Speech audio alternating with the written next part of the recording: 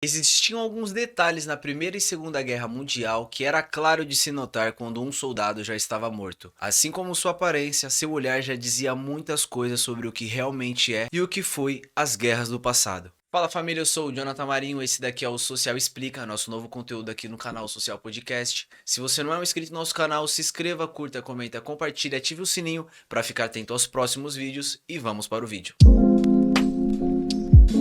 Como todos sabem, as guerras do passado moldaram a sociedade que vivemos hoje. Nós, como brasileiros, não sofremos quase nenhum dano, porém também tivemos aqui em nosso país a ditadura militar, que vai ser assunto para um próximo vídeo. Hoje vamos falar sobre a potência das bombas da Primeira e Segunda Guerra Mundial e o que elas causaram nos soldados e também nas pessoas que sofreram com tudo isso. O olhar de Mil Jardas foi identificado já na Primeira Guerra Mundial, quando a maioria dos seus soldados jovens que nunca tinham ido para a guerra e viram seu país e sua população, assim como sua família, sem ter outra opção a não ser a de defender o seu país ou até mesmo lutar guerras de outras pessoas que não conseguiam se resolver dentro de uma democracia na qual vivemos hoje. O olhar de Mil Jardas apresentava um comportamento estranho nos soldados e pessoas que sofriam dessa doença. Como eles ficavam dias e dias em uma troca de tiro desenfreada, bombas para todos os lados, não conseguiam avançar e também não conseguiam sair do lugar, pois um vacilo em meio a uma guerra significava a morte. Os sintomas dessa doença também eram pânico ao ouvir barulhos altos,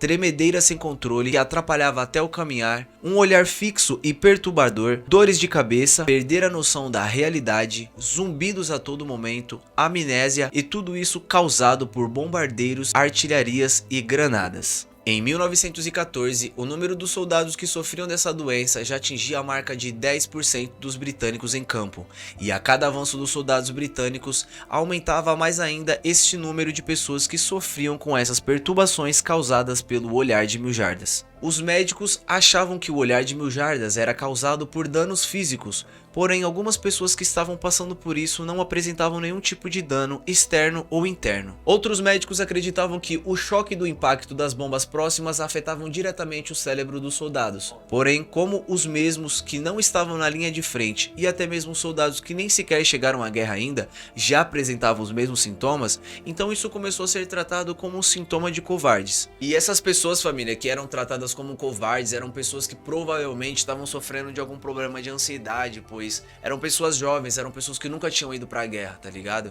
Então você se vê aí em um risco pra sua vida, algo que você não tem controle, você não tem controle, tipo, você tem que ir pra guerra sim, você tem que representar o seu país, às vezes você é o único homem da família, então você tem que ir lá e você tem que representar a sua família e tem que voltar com orgulho, tá ligado? Então, como algumas pessoas já apresentavam esses sintomas do olhar de Mil Jardas sem nem sequer ter chegado na guerra por ansiedade, por medo, porque eram jovens, tipo, se coloca no lugar deles. Pensa na época, tipo, as imagens que a gente viu até agora.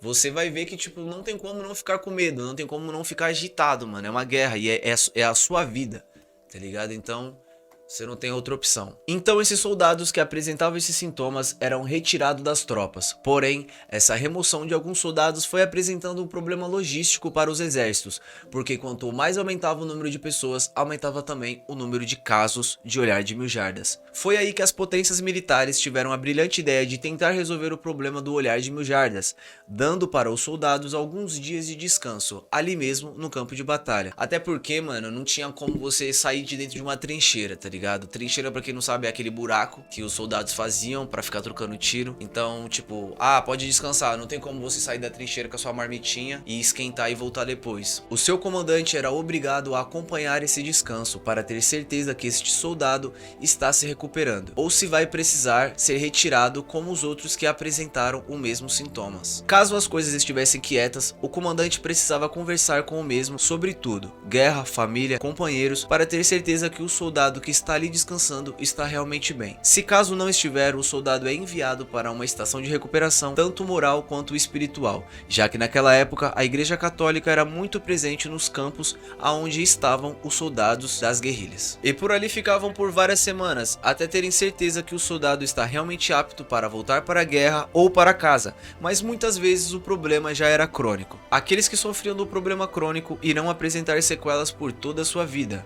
O olhar de Mil Jardas se mostrou presente presente na guerra até o ano de 1960, e suas vítimas tratado como covardes e desertores, o que na época era uma vergonha para os soldados e sua família. E outra, se você fosse afetado e permaneceu mais do que devia na guerra, você sofria de falta de caráter ou masculinidade afetada. Muitos soldados britânicos foram levados à corte marcial, o que para a época não era comum. Mas aconteceram cerca de 240 mil cortes marciais, pouco mais de 3 mil desses soldados foram condenados à morte, 346 deles foram executados, sendo que 18 deles por covardia. E a deserção de guerra foi a principal de todas elas, totalizando 260 deserções. No começo, até que os doentes tinham folga, mas eles conseguiram desenvolver outras formas de tratamento para não ficar sem soldados. Até porque, família, para uma guerra, quanto mais soldados, melhor, né, mano? O que vai dar diferença no número da guerra ali, realmente são os soldados. Quanto a maior baixa de inimigo, melhor, é mais vantajoso para quem tá fazendo a sua guerrilha ali. Mas o que eles desenvolveram e acreditaram ser uma ajuda, na verdade era uma tortura. Os soldados eram envergonhados em públicos e sujeitados à dor. O mesmo método que eles acreditavam ser mais eficaz, pois o olhar de 1000 jardas era causado pelo choque que as bombas causavam. Então os britânicos tiveram a brilhante ideia de dar choque em seus soldados, uma pequena voltagem para evitar problemas psiquiátricos. Então eles chamavam de terapia do choque elétrico. Ela foi usada para evitar problemas, porém causando convulsões controladas para obter o alívio dos problemas que a guerra pode causar. Porém, o que realmente vai ser eficaz para a melhora de todos os soldados que hoje nesse exato momento estão em guerra é o fim delas. Pois se pararmos para pensar, hoje lutamos a guerra de outras pessoas e deixamos as nossas de lado. Hoje ainda temos guerra no nosso planeta, em pleno século XXI, onde já vivemos uma democracia, onde algumas pessoas acreditam no poder da conversação, mas cada cultura, cada responsável do seu país responde por si e por toda a sua população. Então quem somos nós para opinar? Acreditamos que a guerra não leva a lugar nenhum. O que a Rússia e a Ucrânia estão fazendo é totalmente incomum para o mundo em que vivemos.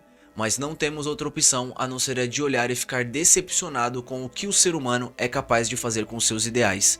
Somos todos iguais perante o olhar do Criador, então a guerra não leva a lugar nenhum. Então esse foi o primeiro Social Explica. Se você gostou, deixe seu comentário, curta, se inscreva no nosso canal se você ainda não é inscrito. Eu sou o Jonathan Marinho e até o próximo vídeo.